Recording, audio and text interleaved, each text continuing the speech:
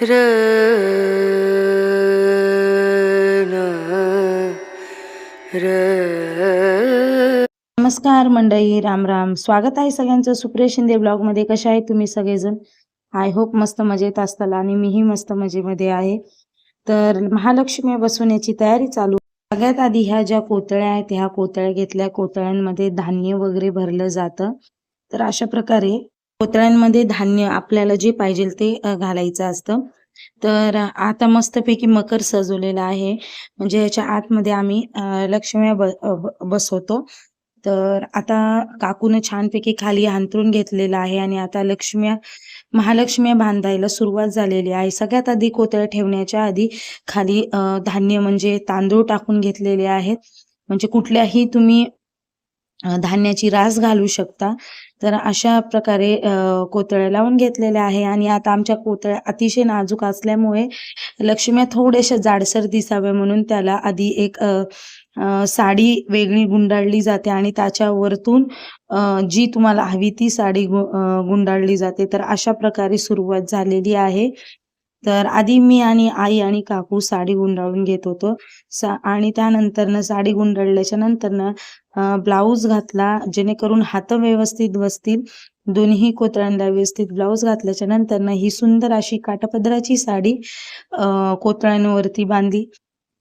अतिशय सोप्या पद्धतीने ही साडी बांधली आम्ही. खूप वेळेस काय होतं, खूप टेन्शन येतं की बसतच नाही साडी, काय करावं? त्याकरता जेवढी काठापदराची साडी चापून चोपून किंवा अतिशय अशा छोट्या घड्यावाल्या साड्या येतात त्या साड्या घ्यायच्या आणि त्याला छान अशी इस्त्री करायची. इस्त्री केल्याच्या नंतरनं कोणतीही काठापदराची साडी या कोतळ्यांवरती अगदी सहज बसते. तर बघू शकता तुम्ही. तर अशा प्रकारे अगदी एक 5 ते 10 मिनिटांमध्ये ही साडी घालून झालेली होती. पण पलीकडे जी महालक्ष्मी आहे त्यांची साडी घालायला आम्हाला खूप वेळ लागलेला. रात्रीचे 3 वाजले होते हे सगळं करोस्तोपर्यंत. अशा प्रकारे पदर काढला आणि तर पदर काढल्याच्या नंतरनं व्यवस्थित पाहिलं की हात कोणते कुठं कसे व्यवस्थित बसले आहेत का. तर मी पण काकूला मदत करू लागत होते. कारण महालक्ष्मीच्या वेळेस जितकंही काम करेल तितकं कमीच असतं. काहीतरी कुठं उणीव राहू नये त्याकरता सगळेजण मिळून करतात. तर महालक्ष्मीमध्ये सगळे जे विभक्त कुटुंब असतात ह्या हेतूने एकत्र तर येतात. तर आमची तर घरी जॉईंट फॅमिली आहे. तर अशा प्रकारे मी आणि माझ्या काकूने छानपैकी महालक्ष्मीला साडी घालून झाली होती.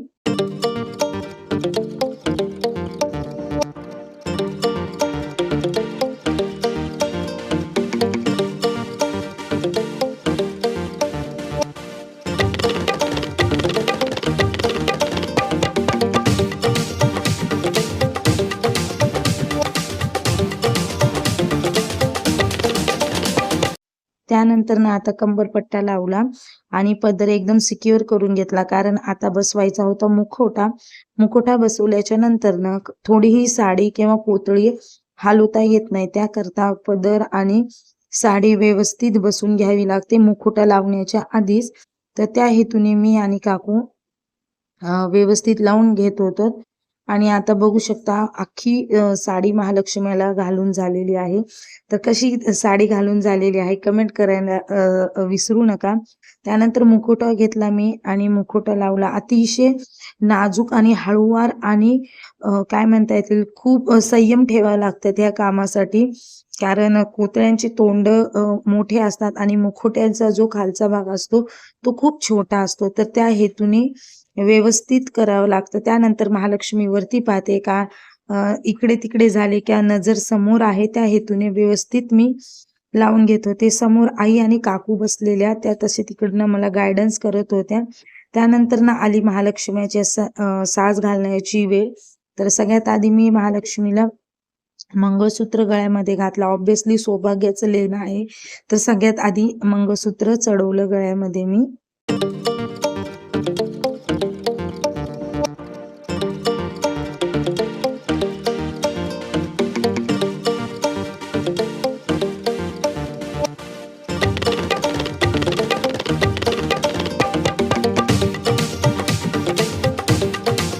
तर मंगळसूत्र घालून झाल्याच्या नंतर ना बाकीच्या ज्या शृंगाराच्या वस्तू आहेत त्या घेतल्या. छान अशी बिंदी होती, गळ्यातले वगैरे छान घातलं गळ्यामध्ये. तात्पुरतं थोडंसंच घालून घेतलेलं, कारण अजून दुसरी महालक्ष्मी बसवायची होती, त्याकरता जेवढं होतं तेवढं घातलं. आणि बिंदी वगैरे नीट व्यवस्थित सिक्युअर करून घेतली. बघू शकता तुम्ही, खूप सुंदर आणि खूप छान अप्रतिम बिंदी दिसत होती महालक्ष्मीला. जणू काय की खरंच आपल्यासारखे काय म्हणता येतील, जागते जुगतेच आहेत असं वाटत होतं. आणि मग त्यानंतर ना टिकली लावून घेतली महालक्ष्मीला आणि छानपैकी नथही लावून घेतली. तर अशा प्रकारे महालक्ष्म्या दोन्हीही साडी घालून आवतून तयार झाल्या होत्या. तर इकडं आत्यानी जे समोरचे पिल्ले असतात, महालक्ष्म्याची मुलं असतात, त्यांना तयार करायला घेतलेलं. तर हा मुलगा होता. तर इकडच्या महालक्ष्मीसमोर मुलगी आणि इकडच्या महालक्ष्मीसमोर मुलगा. तर असा फायनली दोन्ही पिलोंडे तयार झाले होते, मुलगा आणि मुलगी. किती गोड दिसत आहेत बघा. त्यानंतर ना झाला सेल्फी टाइम. महालक्ष्म्याबरोबर एक सेल्फी घेतली, कारण रात्रीचे 3 वाजले होते. तर अशा प्रकारे महालक्ष्म्याचे आगमन आमच्या घरी झालेले आहे. तर तुम्ही सगळ्यांनी महालक्ष्म्याचा प्रसाद घ्यायला नक्कीच या, जेवण करायला नक्कीच या. आणि बघू शकता इकडे मी महालक्ष्म्याचं आगमन केलं कुंकू वगैरे लावून. तर आता वाजलेले आहेत रात्रीचे 3 आणि सोम अजून झोपला नाहीये. रात्रीच्या 3 वाजताच महालक्ष्मी बसून झालेल्या आहेत.